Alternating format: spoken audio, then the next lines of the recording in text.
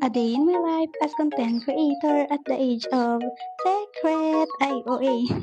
Hi mga lads! For today's video, malagaw na naman ang mga person. Char! Kahapon ko patani ni Lods i-post kaso grabe ang ulan, hindi ko ka voice over.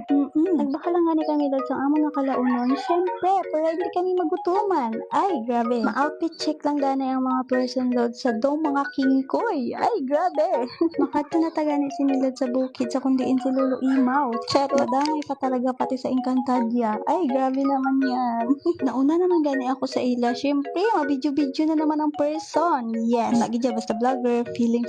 Charot. Ligon taman gani sa iba nga gaagi-agi. Pero makapoy man kong munilod. Kay butang dito, kag butang diri sang kamera.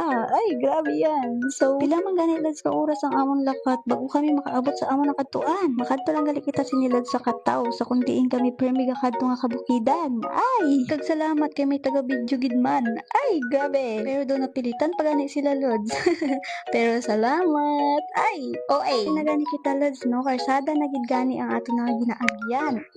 Kag diri gani nga parts lods nakita ko ang tagabantay sang kabayo. Ay, este Carabao. Char, grabe naman. Kung gusto gani ninyo mag-hiking lods, diri na kamo kadto para sulit inyo lakat. Ay, grabe. Maagi na gani kita sa pintuan ng kabukidan. Charis.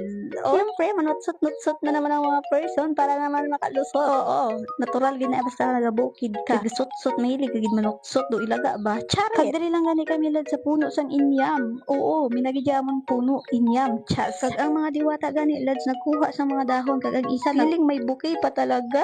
Ay, kaluluoy man na sa hatagin nyo na sa dabi bulak. Chas. So, tanawan nyo na naka pretty dress pa ng isa tapos sige lang kot-kot sa bulak. Chas, kapag wag gali sang dahon stay. Okay, fine. Ang dahon gani na lads himuon namang pinggan. Oo, kay wala kami pinggan. So, mahaba naman kami mga mahigto, no? Okay lang. Hindi man kami maarte, hindi kami anak ng mayaman. Charis, grabe. At syempre, Lods, nagkaon na kami da. Anong panamon na bitulok-tulukon? Ay, grabe. Pagkatapos ganin naman, Lods, ato na sila. Nag-una-una naman sa mga bayabas. Oo. Isa pa ginalads ang rason nga, gusto naman magkatusabot sa kabukidan kay guava hunting kami. Wow, guava hunting. So, wala mushroom hunting, so guava hunting lang. Pag kung makita ganin ninyo, Lods, hilaw pa ang iban. Kag syempre, mangita pa kita sa mga bayabas da. O, diba? Ang friends ko na naman gali ang ako nga taga-video. O, diba? Gatuon-tuon man sa gomi. Kag ako pa gani nakakita sang damo bunga nga bayabas. O, diba? Naunahan ko pa sila. Ay, grabe. Kag ini gani lads, nagpaunahan na naman sila sang pinangunga. Kag tudlo ko gali lads sa friends ko ang luto nga bayabas. Kag ato, ginsaka na naman niya. Wow, ambot. Kumataktak sa ambot na lang gid. Wala ko ibaylo sa imo. Ihatag ko gali ni lods ang bayabas kay nanay. Kaya ambal niya bago kami naglaka. Tamal niya bayabas lang daw ang iya. So, syempre, pakitaan natin si nanay. Chad. Kag ano gali na sa mga lods. So, kay wala ko kabalo. Baw, sa kadugidugan na nasakon sa bukid. Way ko kabalo kung ano na sa klase tanong. Chas. Pero